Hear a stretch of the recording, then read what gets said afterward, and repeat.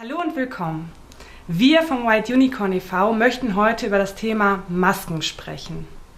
Ja, heute geht es um eine internationale Aktion, Nimm die Maske ab, in der es darum geht, dass Autisten darüber berichten, was für sie Masken bedeuten und wie sie damit umgehen. Genau, also was bedeutet maskieren in dem Fall? Maskieren bedeutet, dass man von außen diktiert bekommt, welche Masken man zu tragen hat.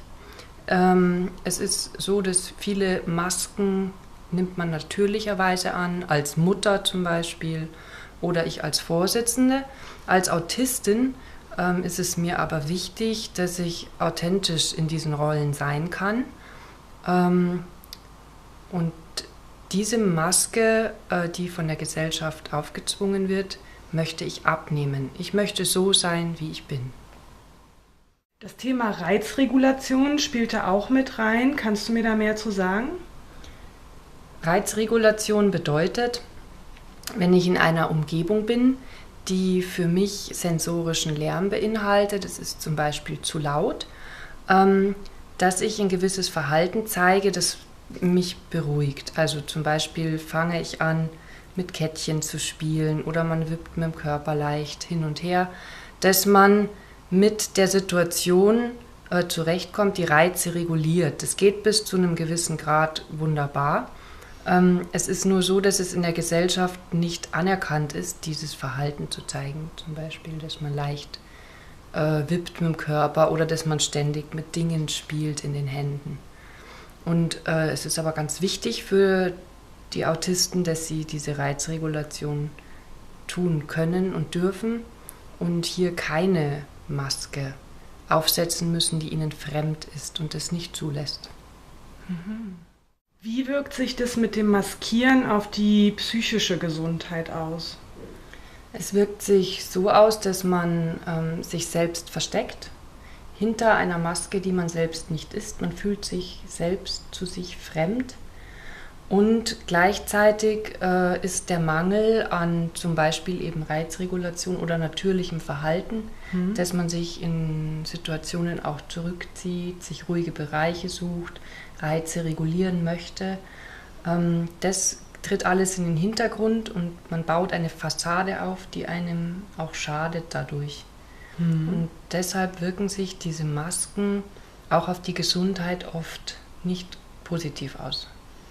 Ja, man trägt die Maske vorne, aber hinter der Maske leidet man dann eigentlich? Genau, hinter der Maske leidet man, aber es wird eben ein Lächeln erwartet.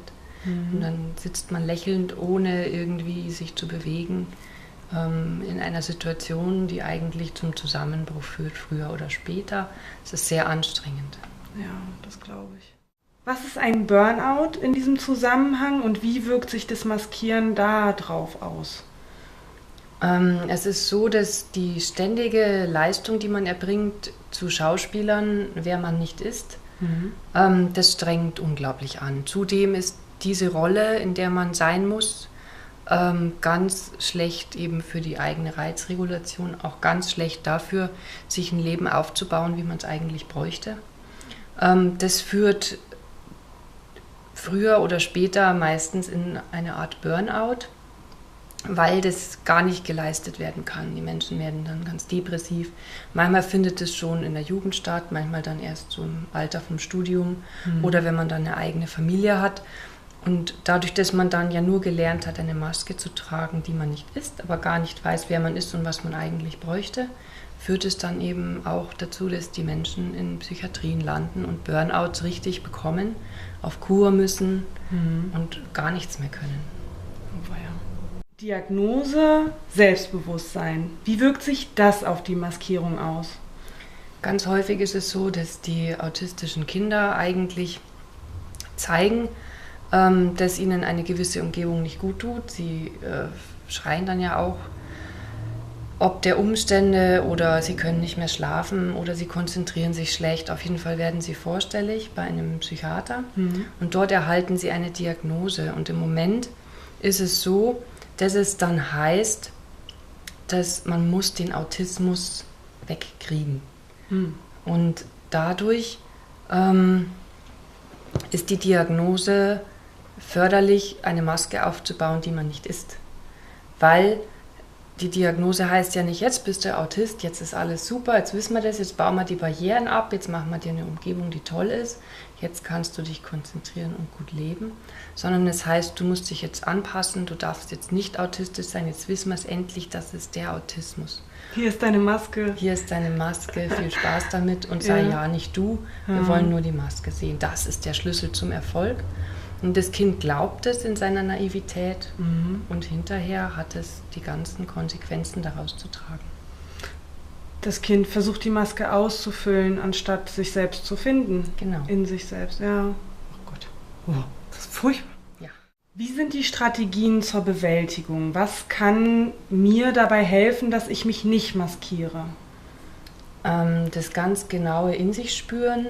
Wer bin ich? Was brauche ich? Wo fühle ich mich wohl? Was mache ich gern? Was sind Bewegungen, die ich unbedingt brauche? Beim Reden zu schaukeln, mit Kettchen zu spielen. Ruhige Orte, die ich brauche. Brauche ich eher es ein bisschen gedämmter im Licht oder eher mehr Licht? Das ist ja von jedem Autist zu Autist unterschiedlich.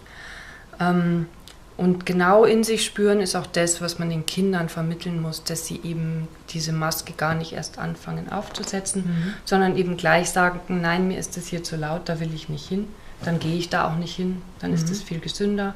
Dann lernt das Kind, Lautstärke ist für mich eine Barriere, da muss ich eben diese und jene Maßnahmen für mich ergreifen, zum Beispiel, dass ich mich eben zum Lernen in eine ruhige Umgebung begebe.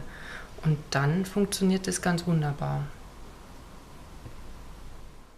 Wir wollen, dass ihr die Maske abnehmt und wir selbst wollen auch unsere Masken abnehmen. Meine Maske war jetzt zum Beispiel die letzte Woche, dass ich versucht habe, den Erwartungen meiner Familie zu entsprechen und das wirklich richtig doll und innig versucht habe und in mir drin mich aber wie ein Versager gefühlt habe. Ja, und meine Maske ist es im Wesentlichen bei Sitzungen, wenn ich bin, dass ich diesem Schema gerecht werde, wie man bei uns in Deutschland Sitzungen mit Ämtern führt. Die sind nicht barrierenregulierbar. Es finden keine Sitzungen über Telepräsenz statt, wenn es gerade so heiß ist in der Stadt. Das ist sehr anstrengend, das kostet ganz enorm viel Kraft. Und da muss ich aber dann durch und diese Maske tragen, obwohl ich mir eigentlich ein Telepräsenzsystem wünschen würde, weil für mich diese Hitze eine Barriere ist, die manchmal für mich schier unüberwindbar wirkt. Das waren jetzt unsere Gedanken zu dem Thema Nimm die Maske ab. International haben sich viel mehr Autisten zu diesem Thema Gedanken gemacht. Unter dem Hashtag Take the Mask Off findet man beginnend vom 23. Juli bis zum 2. September dieses Jahres ganz viele Beiträge von ganz vielen Autisten international, die sich alle mit dem Thema Masken beschäftigen in seinen vielen Facetten. Wenn ihr noch mehr wissen wollt, schreibt in die Kommentare bitte, was ihr wissen wollt. Wir sind sehr gespannt auf eure Fragen.